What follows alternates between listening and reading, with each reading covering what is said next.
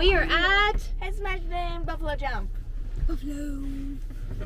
As I was editing this video, I realized that I never really did actually talk about what Head Smashed In Buffalo Jump is. So I'm giving you these gorgeous pictures of the girls and I on that day to look at while I quickly explain what Head Smashed In is. Head Smashed In Buffalo Jump is in the foothills of the Rocky Mountains. It is a World Heritage Site and home of a museum of Blackfoot culture. It is a place where the indigenous peoples of the plains would drive bison off of the cliffs that are about 11 meters or 36 feet high. They would then process the carcasses at a nearby camp. So this is the site of where that happened. Towards the end of the vlog, you will see where we walk on the trails and you're able to look at the cliffs from below. You will also see the cliffs from above. And there is a certain amount of history that I'm able to show you, but this was also a trip with 5 children, and so it's not all covered. I encourage you to look it up for yourself or come and visit. So that is a quick rundown, as quick as I can make it, so that you understand where we're going and what the site is about. The view from here is absolutely gorgeous with the mountains in the background, and then we're right in the foothills. And we're going to take you guys with us as much as we can. We're here with friends, so we'll see what I can get. But this is a really cool place, and we want you guys to experience it.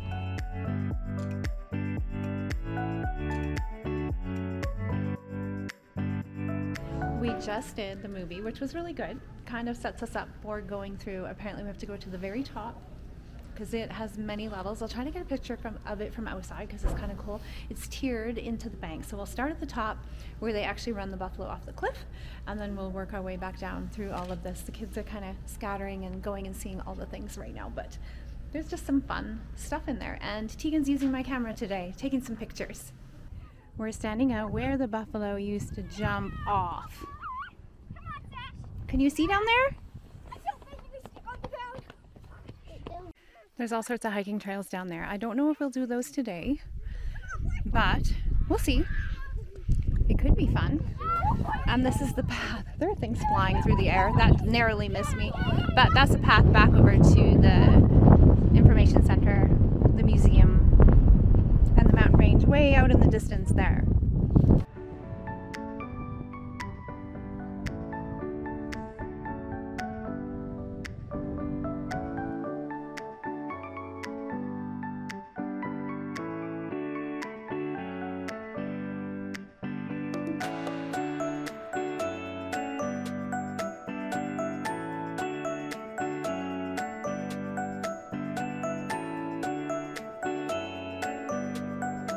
This is all about feeding on the grasslands, why the buffalo were here, the different types of grass.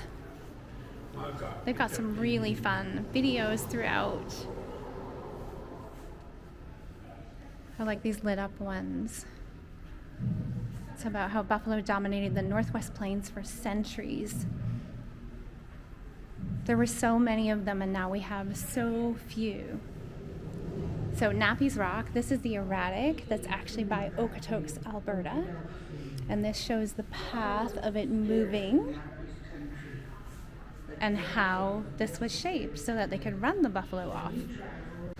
I read this on the website earlier. This is one of the windiest areas of Canada. The average wind speed is 28 kilometers per hour. It is calm here only 14% of the time. They have 35 Chinooks here a year usually, which I find really interesting. If you've been around for long, you'll know that we experience Chinooks. It can be minus 20 one night, and we can get up the next morning, and it can be like plus 10 outside, and everything is melting. It's really cool. This mural is really beautiful. The hawk in the sky. There's the cliffs over there. And then some mule deer. See, it's your pemmican. That's what they were making in the show. Yeah. Would you eat that? Berries, bison meat, buffalo meat, and the fat. It sounds really good. Does it? Yeah. It would be good for you. Yeah. Think of all the nutrients you would get out of the berries. Be good. We should find some to try. Yes. Do you want some moccasins? I bet you those are really warm. There's so much here. calving season. That's so tiny, actually. I had no idea. Oh, it's a buffalo fetus. That's why it's not a calf.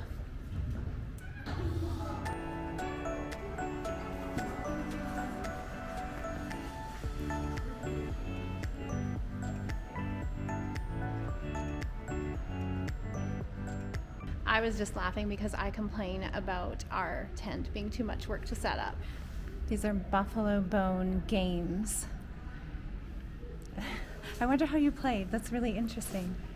There's so much packed in here that it's almost hard to even read it all, especially with the kids. They are ready to go on. So here's stone and bone tools. And then of course there's just all the write-ups about how all of this stuff was used. Here's a bone awl. And they have things written all over the stones in here, again, from the lights in the ceilings. It's so cool.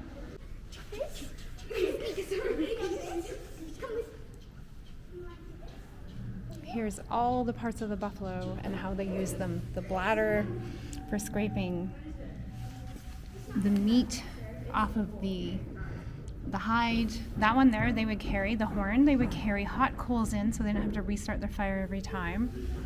And we have a hat. What else do we have, Tiggy? What are those? 5. That is buffalo dew claws. I don't think I realized that they had dew claws. So the inside part of the leg above the hoof. Our dog had dew claws. There's all sorts of everything. It's really cool.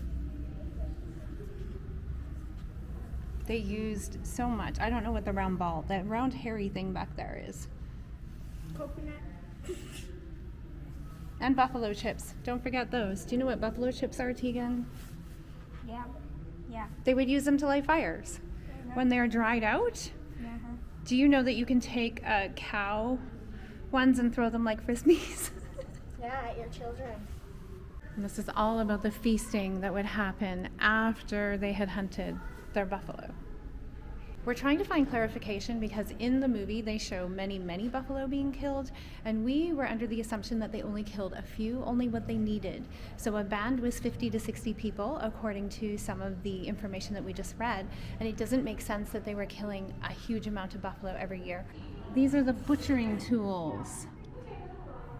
So here's a bison calf skin that they would use to draw the bison, and then someone in a wolf skin would come along and kind of just make the calves spooked so that the mama ones would get upset, and that's how they would start them running. And these are the backs of some right here. The size of them is really cool.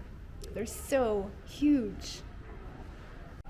This sign says that this buffalo pounder corral is what was used instead of a jump, where there were places where there weren't any jumps. And you can see they stand along the edge and they fence them in, and then they take what they need. So much to see and do. They say that it takes 2 to 3 hours.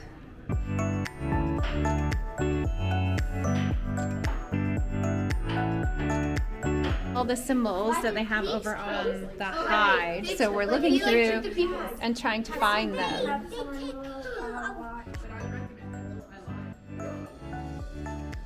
So you're supposed to find these bones on that skeleton, and then you can see where they're from, which is kind of a cute game. I don't know if the kids did it or not. It shows you all the different ones and where to find them. You can see it's marked dark there.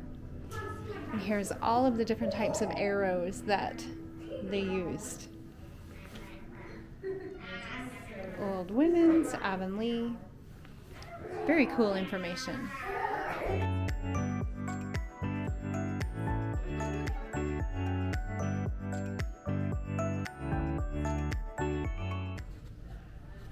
Yeah, they did have a dog, didn't they?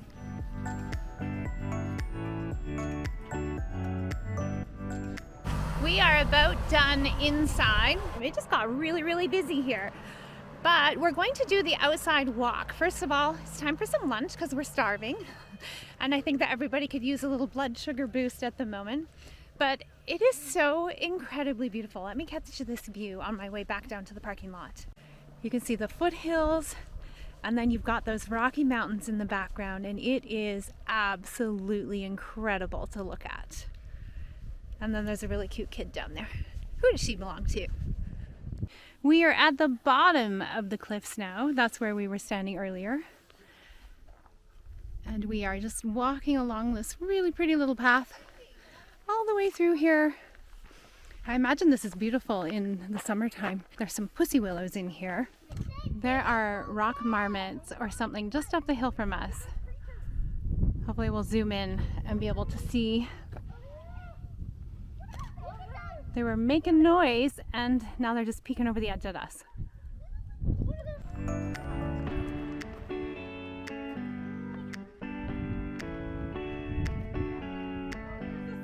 And we are done at Head Smashed in Buffalo Jump. Was it fun? Buffalo. Yeah. Till it ended. She's sad that we're going home. Did you have fun, Tegan? Yeah. Did you learn anything?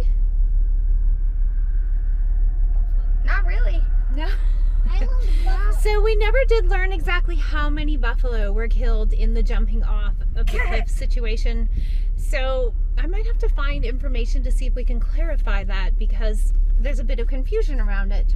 But we are headed home. We have a bit of a drive ahead of us, but it was so fun. It was just so nice to get out, nice to be outside, nice to enjoy the spring weather, and finally start doing our field trips.